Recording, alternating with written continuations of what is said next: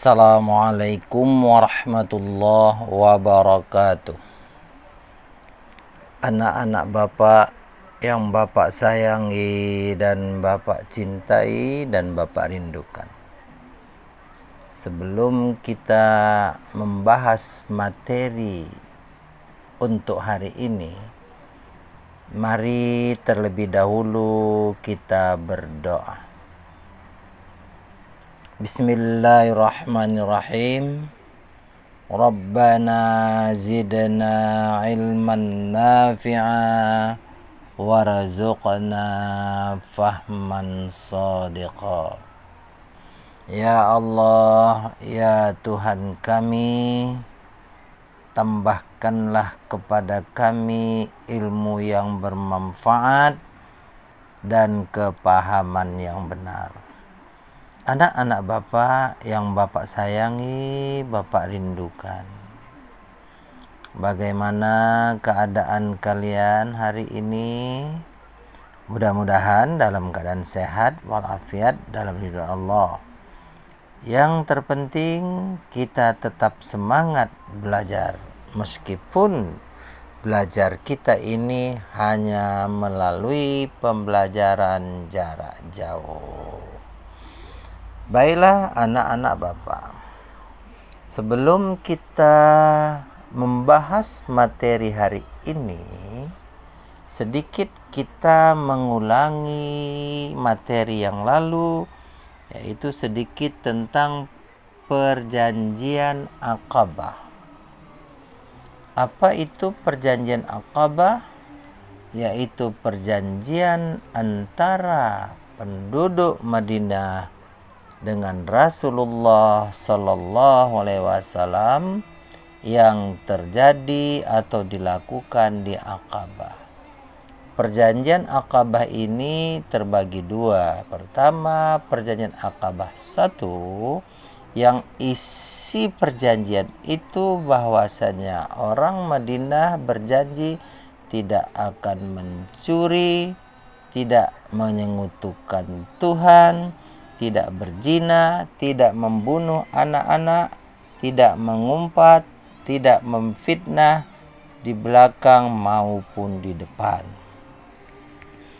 Adapun perjanjian Aqabah yang kedua, mereka berikrar bahwa isinya kami sudah mendengar dan setia di waktu suka dan duka, di waktu bahagia dan sengsara. Baiklah anak-anak Bapak, materi hari ini yaitu peristiwa hijrah kaum muslimin. Siap anak-anak Bapak? Kalau siap, kita mulai. Peristiwa hijrah kaum muslimin. Tujuan pembelajaran, siswa-siswi mengetahui peristiwa hijrahnya kaum muslimin. Yang pertama ke Abyssinia atau Habsyi, yang kedua hijrah ke Madinah, dan akan mengambil beberapa sikap terhadap peristiwa tersebut. Hijrah ke Abyssinia ini untuk menghindari bahaya penyiksaan. Nabi Muhammad menyarankan pengikutnya untuk hijrah ke Abyssinia atau Habsyi. Pada waktu itu berangkatlah kaum muslimin sebanyak 15 orang, 11 laki-laki dan 4 perempuan. Ini hijrah ke Abyssinia yang pertama. Setelah itu dilanjutkan hijrah yang kedua. Setelah mereka pulang dari ke Abyssinia, mereka kembali ke Mekah. Tetapi begitu di Mekah tidak aman lagi, mereka pun melakukan hijrah lagi ke Abisinia, yaitu sebanyak 80 orang laki-laki dipimpin oleh Ja'far bin Abi Thalib, dan mereka tinggal di sana hingga sesudah Nabi hijrah ke Yasrib atau ke Madinah. Jadinya hijrah ke Abisinia ini dikatakan hijrah kaum muslimin yang pertama, walaupun hijrah ini dilakukan 2 kali. Hijrah ke Madinah. Setelah peristiwa Ikrar atau perjanjian Aqabah kedua, maka ini mendorong Rasulullah memerintahkan kaum muslimin hijrah ke Yasrib atau ke Madinah. Dalam waktu 2 bulan, hampir semua kaum muslimin sudah tinggal di Yasrib, lebih kurang 150 orang. Yang tinggal di kota Mekah hanya Abu Bakar dan Ali yang masih menjaga dan membela Nabi di Mekah. Akhirnya Nabi pun hijrah setelah mendengar ada rencana orang kafir Quraisy ingin membunuhnya. Nabi Muhammad SAW hijrah ke Madinah ditemani oleh Abu Bakar Siddiq. Sampai di perjalanan kira-kira 5 kilometer lagi masuk ke kota Yasrib, Nabi Muhammad singgah, namanya Kampung Quba. Di Kampung Quba ini Nabi Muhammad menginap di rumah Umi Kalsum bin Hindun.